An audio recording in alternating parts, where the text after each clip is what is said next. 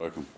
Okay, so I want to pick up where I left off on, okay, the dynamics and the interaction between our individual failures and our individual ignorance, okay, and then our collective failure and the failure of our community and our institutions like our masajid, okay, and even uh, our Islamic education programs, okay. And I mean, this is something, in studying Islam, I mean, it's clear that to have, a functioning community, you have to have a minimal level of Islamic intelligence, okay? And the same applies, to every society or civilization. And so that's why,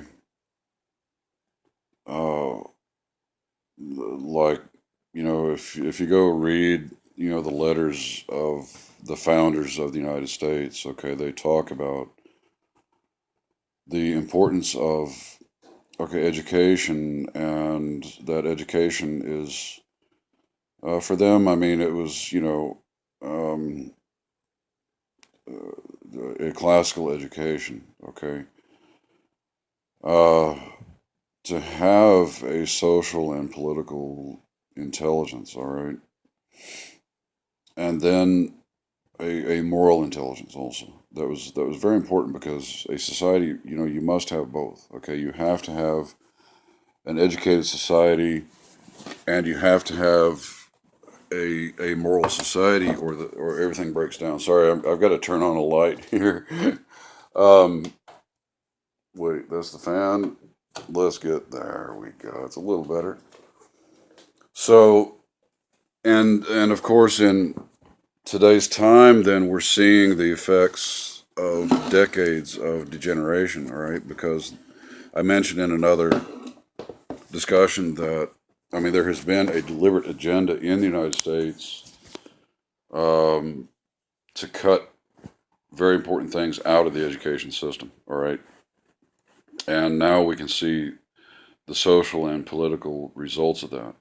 And, we then, so what's happened like over the last 40 years is just like in ignorance and distraction, the American people have allowed certain things to perpetuate, allowed corporations to just completely take over and own not just the government, but our universities, our public school systems, okay, pretty much everything.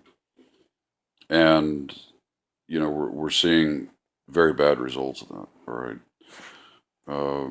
Where the system is not only not working, but I mean, we see them now passing legislation that is openly known is going to lead to the death of American people, because, you know, cutting health care out, and not even having health care, that the universal health care that so much of the world has. Um, and then spending over $700 billion a year, on bombs and jets, so we can kill people all over the world, and while we're starving people here, and not providing health care, not providing education, charging 17, 18, 19, 20-year-old kids who are trying to start their lives, and they're paying five, six, 7,000, $8,000 a semester. Oh my God. You know, I mean, when I was in college, my Pell Grants covered, you know, um, I mean, I started on a merit scholarship. Alhamdulillah, the university paid me, paid my bills, to go to their university. But later then when I switched, so I was on Pell Grants, and it covered, pretty much everything, you not these days. These kids are being just saddled with tremendous debt, and they're stressed out. So anyway, so I mean so then, when you have, a I mean, we use this term. I mean, it's ugly, but I'm just going to say it. When you have a dumbed down public, all right, because that's what's been deliberately done here, then it allows um, like a collective failure, and then that allows very bad things to happen at the uh, public administration level and in the institutions. Now, so getting back to then the Muslim community, and I talked about, I mean, our severe failures, okay, and we're lacking, okay, because there are different types of intelligence that need to be developed, okay, in any community. I mean, we need Islamic intelligence, and that's not coming out of our masajid, and it's not even coming out of some of our best programs right now because um, there hasn't been like a proper pedagogy. Okay, like when I developed my own education system, I literally had to develop my own curriculum and my own pedagogy. Okay, which is my own approach, and it was based on just looking at the facts. Okay, and then learning. I mean, I had to like step out and learn, okay, what is the meaning of a transformative pedagogy? What is a critical pedagogy? What is a radical pedagogy? Okay. And then, do my analysis of the Muslim community and what we need, and from that, develop my own curriculum. Okay. Um, so we don't, our programs aren't producing Islamic intelligence. Um, we have a serious lack of emotional IQ, widespread, that has to be addressed. And alhamdulillah, I mean, there are now a few who are trying to address this. That wouldn't be one of my areas. Okay, I mean, I have a little, understanding of it, but but then also our political IQ and my God, I mean, like half the Muslims around still believe in conspiracy theories that honestly came out of white supremacy and came out of the Nazi community.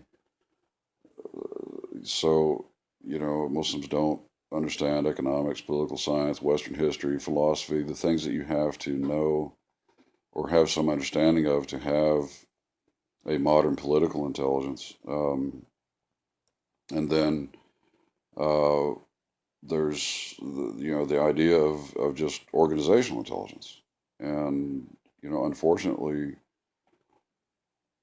the Muslim world is a disaster. Their education systems are rank, usually at the bottom of the world, and so we don't have even like organizational intelligence. And then so like when you even try to get together with the imams or with the people in the masajid or with your brother and sister, and you find out like you can't even work together because uh, I mean, there's just so much missing from their toolbox of knowledge and understanding. Okay, so then the thing is that Muslims like to make excuses for themselves, and most Muslims will spend their lives thinking, "Oh, I know enough." Okay, no, you don't.